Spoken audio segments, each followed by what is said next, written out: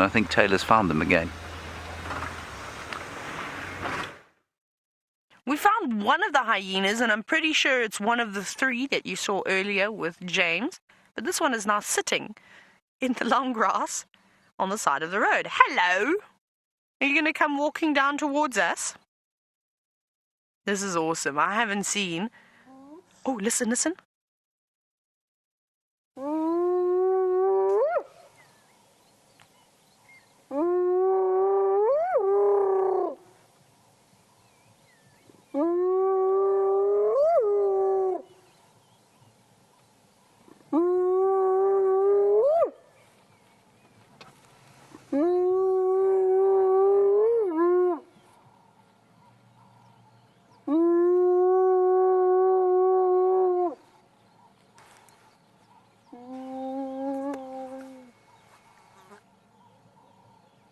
Wasn't that amazing?